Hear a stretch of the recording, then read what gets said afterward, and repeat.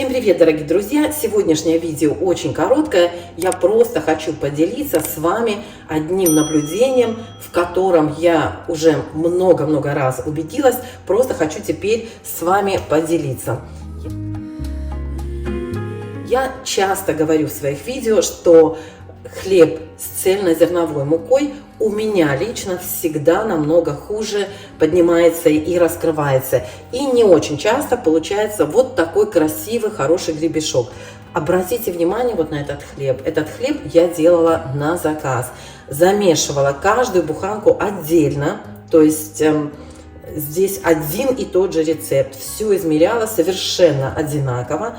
Вот. И добавляла семечки. Семечки я добавляю много всегда.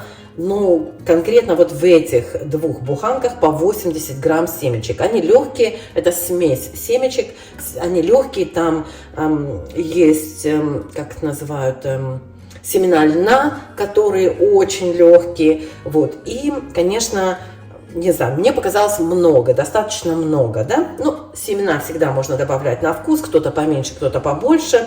Вот у меня столько. Вот, посмотрите, друзья, на эти две буханки. Значит, вот этот хлеб я испекла первым.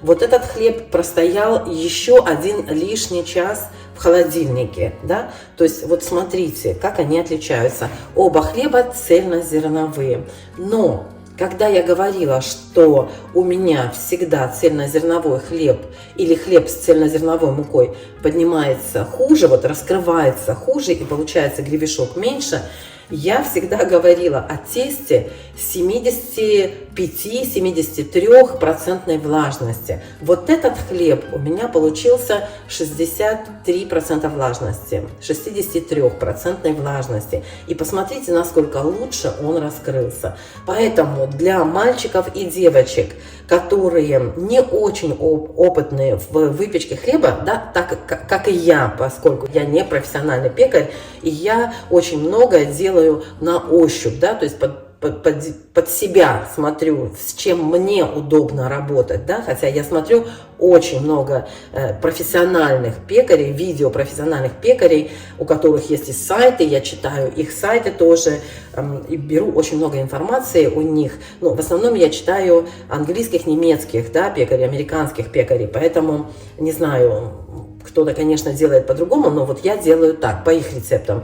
Вот. И что я хочу сказать, для тех, у кого не очень много опыта, я советую делать тесто более низкой влажности, то есть делайте тесто более густое. Я всегда беру определенное количество муки и добавляю чуть меньше, чуть больше воды, в зависимости от того, какой хлеб я пеку, и в зависимости от того, какие я делаю добавки. Если вы обжарите семечки, то они возьмут чуть меньше влаги. Если у вас семечки сырые, то они возьмут чуть больше влаги. Поэтому имейте это тоже в виду. Когда вы добавляете воду, да, и добавляете большое количество семечек, имейте это в виду, что можно добавить чуть-чуть больше воды. Когда я говорю чуть-чуть больше воды или чуть-чуть меньше воды, я на полном серьезе имею в виду столовые ложки. То есть даже 1 столовая ложка, 1-2 столовые ложки лишней жидкости поменяют ваше тесто, консистенцию вашего теста намного, и вам будет намного сложнее с ним работать. Всегда добавляйте водичку вот прям столовыми ложками. Не на глаз. Не делайте на глаз. Потом, знаете, будете расхлебывать, как я, да, вот я тоже вначале так делала, чуть-чуть плеснула, как я раньше тоже делала, чуть-чуть плеснула, ой, вроде суховато, чуть-чуть плеснула воды, ой, теперь слишком жидко, чуть-чуть добавила муки, ой, опять слишком густое тесто, так что все делайте очень аккуратно, прям взяли столовую ложечку и наливайте. Добавили столовую ложку воды, перемешали, еще добавьте столовую ложку. Вот так. Научитесь, и я научусь, и вы научитесь, и все у нас будет хорошо, друзья. Ну, просто вот хотела с вами поделиться. Посмотрите разницу, да? Менее густое тесто, более густое тесто. И вот даже, смотрите, вот раскрытие и гребешок, да?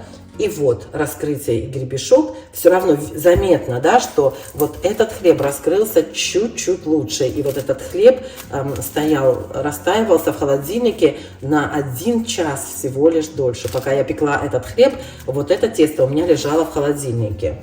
Вот. Имейте все такие мелочи в виду, пожалуйста, друзья.